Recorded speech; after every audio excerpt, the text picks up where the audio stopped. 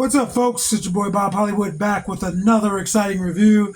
Today's review is going to be of this Star Wars Dark Force Rising Mara Jade. I'll be the first person to tell you I know nothing about Mara Jade other than there should be a bio either on the back or on the inside.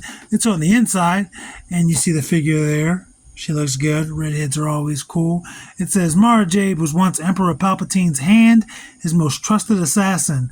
5 years later, and now a successful smuggler, the last thing Mara expected was to stumble upon her former archenemy, Luke Skywalker. So it sounds like she is a villain, which is cool, which is fine with me. Yeah, you see it says Legends. I have no clue when this figure was released, if it was in, how about to say theaters, in stores, any of that. It says 2023. So there you see the figure. She has a blaster and a purple lightsaber. A little bit lighter than what I would expect Mace Windu to have. And there is a bunch of legalese and a barcode. On the side, you see a comic picture of Mara Jade and her name. And it's like a book. I think the only other figure I bought like this was Jackson. And I don't think I ever reviewed Jackson, but I specifically sought Jackson out because I love rabbits. Anyway, I'm going to bust her out of her plastic prison. I'll be right back.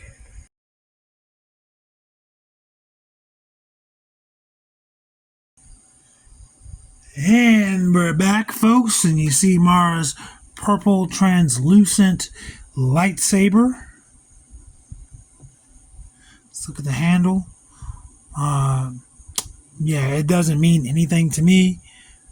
It's just the handle. I think it'll come apart. Yeah, it comes apart like all lightsabers, or most lightsabers.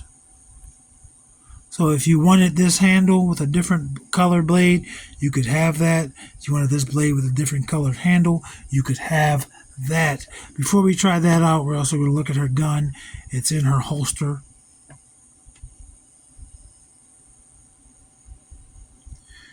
And this just looks like a standard, like Star Wars kind of pistol.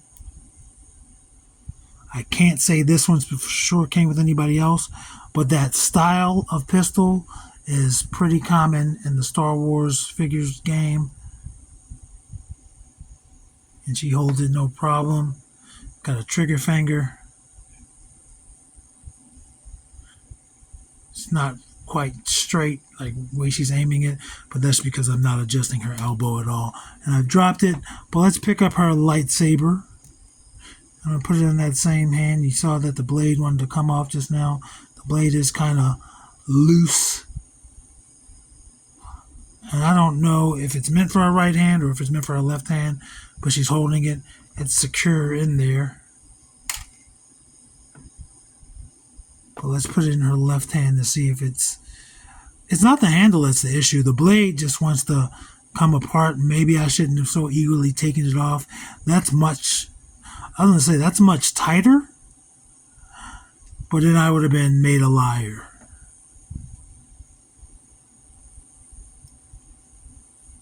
Maybe if I raised it like that, yeah. If you put it closer there, it is tighter.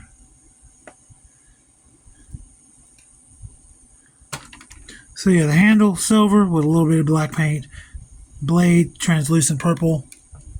The gun, dark gunmetal gray. Looks to be about 2 different shades of it. Some lighter. Let's take a look at her. I don't like that on the box. She's clearly wearing a headgear like that, but on here it's just sculpted to be down. It would have been cool if there was an alternate head, but I'm not complaining. I guess that was a complaint, but you know what I mean. But her face looks really good. It's got a little bit of a smirk there. My lighting is horrible. I cannot make out what color her eyes are.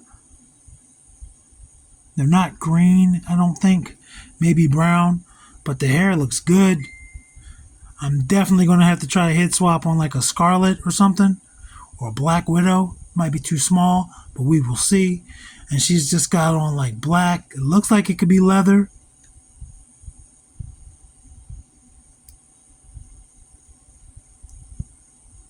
And then she's got all this is this this harness can come off. This can come off. So if that can come off, and I know that's the only way that could come off, is if her head comes off. Pop that head off. Boom. Scarf and goggles off. Gave me some resistance. I cannot get it back on. Bear with me. Her neck is painted really weird. And that doesn't look bad. You would think she would have too much neck or something, but that actually does not look bad. So these goggles and this bandana, I want to say are one piece. It's loose in the back, but it's resisting coming apart. So it's not a big deal. I'm never going to they can't go on her head, the goggles, so there's no point of forcing those apart. But I think she looked good without that around her neck. And the lightsaber can go on this hook on her waist. And again, I know nothing about her, so I don't know if she has force training or if she just wields a lightsaber. I think anyone could wield a lightsaber and be effective with training. I could be wrong. If you know better, let me know. I just know, obviously, there's Grievous doesn't have force abilities, and he's not a Sith. He just knows how to use lightsabers. And then in the films, we see Finn. He wasn't very good at using it, but he picked it up and used it. I like her head. I really do like her head sculpt. She's got bare arms, peachy complexion. The only thing I didn't like is that her neck is painted weird. So I'm assuming this upper torso part is black, and then they painted that. It's very obvious. I don't know if you could see it when I took her head off, but I'm not taking her head back off. Again, I'm not putting that on in this review, so I may never put it back on. But the flesh on her face and her arms looks good. She's got some belts. All her body is black. Only thing that's not black is the harnesses, these belts going around her. But everything else is black. Black boots. And you can see where the pants end and the boots begin.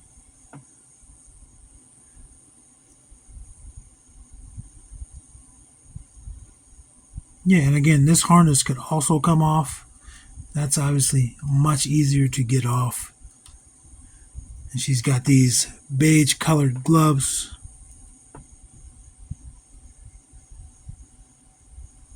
Let's go over her articulation.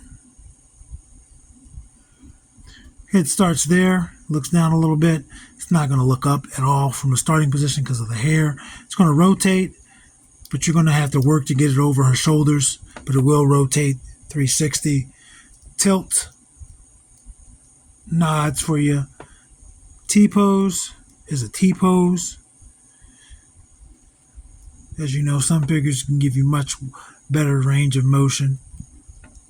Rotates at that shoulder. No bicep, but single elbow gives you 90 degrees, and it rotates at that elbow. Her left hand is going to be vertical. Why do I do that all the time? It's going to be horizontal, and I know from trying to with the gun that her right hand is vertical, the wrist. As for her torso articulation, she has articulation in two spots. She'll rotate just under her bust line, but she can tilt there side to side. But she also has an ab crunch. So that's the ab crunch mixed with the torso. So she can move her body like a sidewinder. But yeah. She can do the Matrix. That's her splits.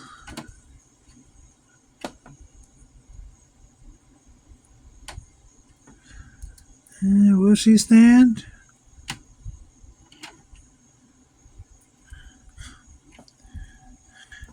Her foot is going to kick that far forward. That's pretty good. Oh, it goes back that far. comes out a little bit, but still. And she has a thigh cut. Double jointed knees with pins. Kick her lower. She can kick all the way to the small of her back. She has some pretty long legs.